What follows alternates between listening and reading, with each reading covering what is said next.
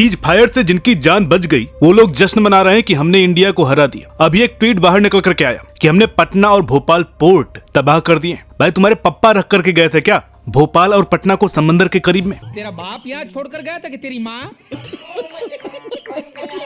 जिस मुल्क को भीख मांगने के लिए भी लोन लेना पड़ रहा हो और जिसका न सरगोधा बचा न रावलपिंडी और लाहौर का एयरबेस भी तबाह हो गया, अब वो बताएंगे कि लड़ाई में कौन पीछे हटा? अरे तुम्हारे 4th जनरेशन फाइटर जेट्स को हमारे 2nd जनरेशन जेट्स ने मार गिराया। तुम्हारा मिसाइल डिफेंस सिस्टम हमारी मिसाइल को पकड़ नहीं पाया। न शहबाज एयरबेस बचा, न शाहीन मिसाइल, और हमारे लोकल ड्रोन्स ने तुम्हारी सरहद में दाखिल होकर रावलपिंडी क्रिकेट स्टेडियम के करीब जाकर धमाका कर दिया। और तुम्हारे ही लोग गाली दे रहे हैं कि कहाँ गया हमारा डिफेंस सिस्टम। और अगर तुम्हारे पास इतनी ताकत थी हिंदुस्तान के खिलाफ लड़ने की तो सीज फायर के लिए शहबाज शरीफ ने डोनाल्ड के पांव क्यों पकड़े?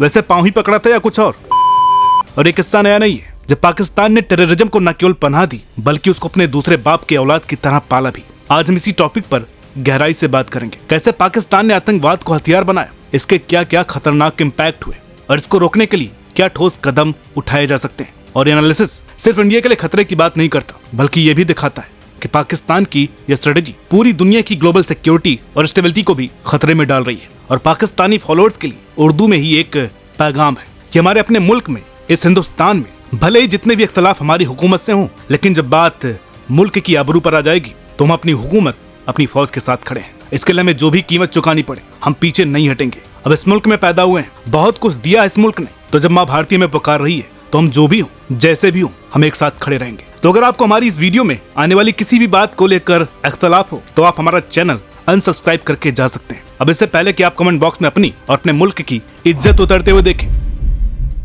1947 में जब इंडिया और पाकिस्तान का बंटवारा हुआ उसके बाद से पाकिस्तान ने एक अलग ही रास्ता पकड़ लिया। कश्मीर को लेकर के जो विवाद शुरू हुआ उसने पाकिस्तान को यह आइडिया दे दिया कि डायरेक्ट वॉर में तो बहुत खर्चा है और रिस्क भी है, लेकिन अगर प्रॉक्सी वॉर के जरिए इंडिया को परेशान किया जाए तो वो ज्यादा इफेक्टिव तरीका हो सकता है। और यहीं से शुरू हुआ ISI का गेम प्लान।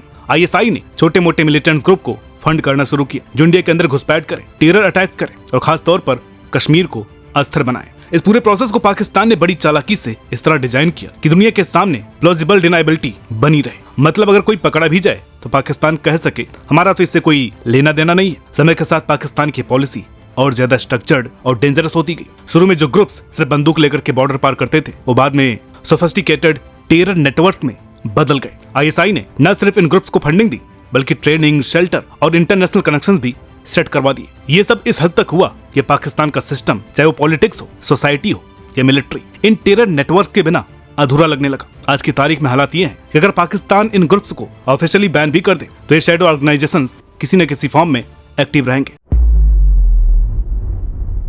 अगर पाकिस्तान के टेरर नेटवर्क का दिल और दिमाग कोई है तो वो है ISI। ये वही एजेंसी है जिसने सालों से कई आतंकी ऑर्गेनाइजेशंस को पाल पोस करके बड़ा किया। फंडिंग से लेकर ट्रेनिंग तक और बचाव से लेकर इंटरनेशनल कनेक्शंस सेट करने तक ISI ने हर स्टेप पर इन टेरर ग्रुप्स को सपोर्ट किया है। अब ये कोई हवा हवाई बात नहीं है। तावुर राणा के केस में जब इंडिया ने उसकी इंटरोगेशन की तो ऐसी कई बातें सामने आई जो ISI के कनेक्शन को एक्सपोज करती है। राणा को जब इंडिया लाया गया तो NI ने उससे जिन सवालों पर फोकस किया उनमें तो उसकी आइडेंटिटी और इंटेंट, अटैक प्लानिंग, ISI और लश्कर तैयबा के साथ उसके लिंक्स। इन्वेस्टिगेटर्स ने यह भी जानने की कोशिश की कि इंडिया में डेविड कोलमैन हेडली की मदद किसने की और राणा का उसके साथ क्या रोल था। वो ये समझाना चाहते थे कि राणा और हाफिज सईद की मीटिंग कब और कैसे हुई और दोनों के रिलेशन की डिटेल्स क्या थी। इससे साफ हो जाता है कि पाकिस्तान का इंटेलिजेंस सिस्टम सिर्फ बैकग्राउंड में नहीं है बल्कि डायरेक्टली आतंकी लीडर्स और ग्राउंड लेवल ऑपरेटिव्स के साथ जुड़ा हुआ है। अब थोड़ा नजर डालते हैं उन मेजर टेरर ऑर्गेनाइजेशंस पर जिनको पाकिस्तान ने सीधे सीधे सपोर्ट किया है। सबसे बड़ा नाम है लश्कर तैयबा। इस ग्रुप का नाम सुनते ही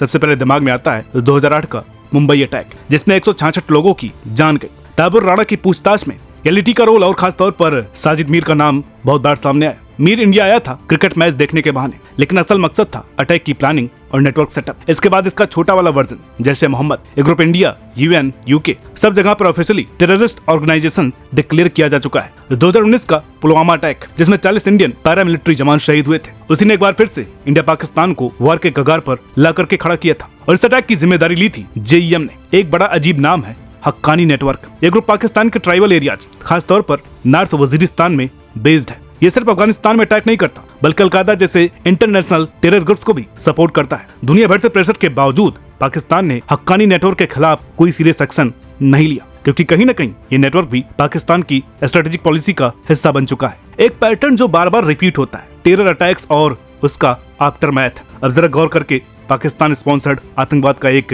डेडली लेकिन प्रेडिक्टेबल पैटर्न बन चुका है। हर कुछ सालों में एक बड़ा हमला, इंडिया की तरफ से जवाब, फिर इंटरनेशनल मीडिया में डिबेट और पाकिस्तान की पुरानी घिसी पिटी लाइन। हमारा इससे कोई लेना देना नहीं है। सबसे पहले तो 2008 का मुंबई अटैक, 60 घंटे की नॉन स्टॉप हॉरर, जिसमें ताज होटल, CST रेलवे स्टेशन और एक यहूदी सेंटर को टारगेट किया गया। 166 मासूम लोग मारे गए। पूरी दुनिया ने देखा कि कैसे कुछ गनमैन पाकिस्तान से आए हुए एक सिटी को वार जोन में बदल सकते हैं। फिर आया 2016 का उरी अटैक, जिसमें इंडियन सोल्जर्स शहीद हुए, लेकिन इस बार इंडिया ने चुप नहीं बैठने का फैसला किया। पहली बार सर्जिकल स्ट्राइक हुए, LOC पार करके टेरर लॉन्च पैड्स को उड़ा दिया गया। 2019 में पुलवामा ब्लास्ट ने फिर से जख्म हरा कर दिया, 40 जवानों की जान गई। और इस बार जवाब और भी ज्यादा स्ट्रॉन्ग था, बालाकोट एयर स्ट्राइक्स। ये पहला मौका था जब 1971 के बाद इंडिया ने पाकिस्तान की सीमा के अंदर एंट्री मारी। नतीजा एरियल ड्रॉप फ्लाइट और न्यूक्लियर आर्म देशों के बीच टेंशन टॉप पर। और उसके बाद हाल ही में पहलगाम अटैक, 26 सिविलियंस मारे गए। फिर वही पुरानी दुविधा, एक्सेलरेट करें या रिस्ट्रेन करें। लेकिन हर अटैक के बाद वही स्क्रिप्ट चलती है। इंडिया बोलेगा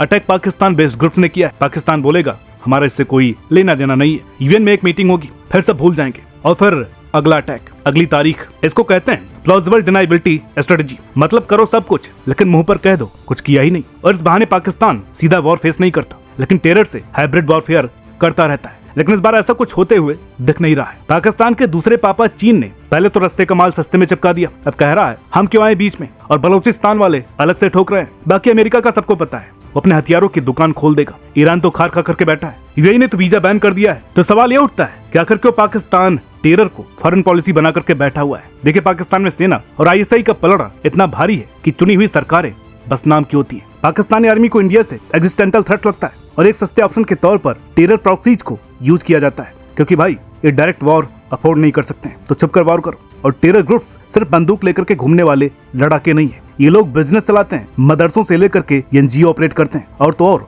गरीबों को सोशल सर्विसेज भी देते हैं जो पाकिस्तान की स्टेट नहीं दे पाती। और इनको हटाना मतलब लोकल सपोर्ट खो देना, दंगों का खतरा उठाना और कहीं कहीं तो पॉलिटिकल फॉलआउट भी। तो सवाल ये उठता है कि पाकिस्तान की आतंकवाद फैक्ट्री को बंद कैसे किया जाए। अब देखिए, ये मसला सीधा सीधा तो है नहीं, बहुत ही कॉम्प्लेक्स है, लेकिन इसका हल निकालना नामुमकिन नहीं है। इसके लिए जरूरत है एक मल्टी लेयर्ड अप्रोच की, जिसमें इंटरनेशनल प्रेशर से लेकर पाकिस्तान के अंदरूनी सिस्टम में बदलाव तक सब कुछ शामिल हो। अभी जो ऑपरेशन चल रहे हैं उसमें एक हद तक हम आतंकवाद को न्यूट्रलाइज कर सकते हैं, लेकिन बार बार ऐसा कर पाना संभव नहीं है, क्योंकि जंग आखिरी ऑप्शन होता जरूर है, लेकिन उसके बाद बचता कुछ भी नहीं, दोनों तरफ बर्बादी। तो उसके और भी तरीके हैं, उन्हीं की बात करते हैं। सबसे पहले बात करते हैं इंटरनेशनल दबाव की। PATA पाकिस्तान को पहले ही ग्रे लिस्ट में डाल चुकी है, क्योंकि उन्होंने टेरर फाइनेंसिंग से जुड़ी कई गड़बड़ियां की है, यानी कि ये लोग अपना पैसा आतंक को बढ़ाने में लगाती है। अब जरूरत है ये दबाव लगातार बना रहे। सिर्फ नाम के लिए सेक्शन लगाने से कुछ नहीं होगा। जो लोग सीधे सीधे आतंक से जुड़े हैं उनके ऊपर टारगेट सेक्शन लगने चाहिए, और वो भी सख्ती से लागू होने चाहिए। अब से पाकिस्तान को ही टारगेट करना सॉल्यूशन नहीं है, पूरे रीजन को साथ लाना पड़ेगा। बलूचिस्तान को एक आजाद मुल्क के तौर पर पहचान दिलानी होगी। तो वहीं KPK और POK जैसे इलाकों पर भी एक सोची समझी प्लानिंग के साथ पाकिस्तान से अलग होने का दबाव बनाना पड़ेगा। बलूचिस्तान की आजादी ज्यादा दूर नहीं है, लेकिन उसके बाद बलूचिस्तान के अंदर कोई पावर स्ट्रगल ना हो, इस बात को सुनिश्चित करना दोनों पड़ोसियों अफगानिस्तान और ईरान की एक जिम्मेदारी भी होगी। बाकी हमने जो डिप्लोमेटिक स्ट्रेटेजी से पाकिस्तान को हराने को सोचा हुआ है वह तो शुरू हो चुका है, बस देर है उस पर अड़े रहने की। जो ऑपरेशन अभी चल रहे हैं यह एक शानदार मौका है भारत के पास पाकिस्तान को पूरी दुनिया के सामने न केवल एक्सपोज करने का, बल्कि बलूचिस्तान, POK और KPK में हो रहे अत्याचारों के खिलाफ ह्यूमन राइट्स का हवाला देकर उनकी आजादी की बात करना। सच यही है कि पाकिस्तान ने आतंकवाद को अपनी फॉरेन पॉलिसी का टूल बना लिया है, और ये पूरी दुनिया के लिए खतरा है। सिर्फ इंडिया के लिए नहीं, बार बार हमला, फिर इनकार और फिर एक्सलेशन, इस चक्र ने दोनों देशों को कई बार जंग की कगार पर ला करके खड़ा कर दिया है। पाकिस्तान चाहे ऊपर से शांति की बातें करता हो, लेकिन जमीन पर वो भी आतंकियों को पनाह देता है, फंडिंग करता है और ट्रेनिंग भी। और जब तक ये बंद नहीं होगा तब तक कोई सच्ची शांति मुमकिन नहीं है। रास्ता मुश्किल जरूर है, लेकिन अगर दुनिया एकजुट हो जाए, रीजनल लेवल पर कोऑपरेशन बढ़े और पाकिस्तान की रणनीति में असली बदलाव आए, तो एशिया में नहीं पूरी दुनिया में शांति की एक नई उम्मीद जाग सकती है। और हाँ, IPL रिस्टार्ट होने में थोड़ा सा वक्त है, और तब तक हम ऐसे ही इस भिखारिस्तान को बजाते रहेंगे। जो हमारे साथ हैं वो चैनल को सब्सक्राइब करके हमारा सपोर्ट करें, और जिनको हमारी बातों से दिक्कत है वो जल्दी से अनसब्सक्राइब करके जा सकते हैं, क्योंकि देश के लिए लाखों सब्सक्राइबर्स मैं कुर्बान करने के लिए तैयार हूँ। जहाँ बात देश की होगी वहाँ पर कोई समझौता नहीं। मिलते हैं आपसे अगली वीडियो में, तब तक के लिए नमस्कार।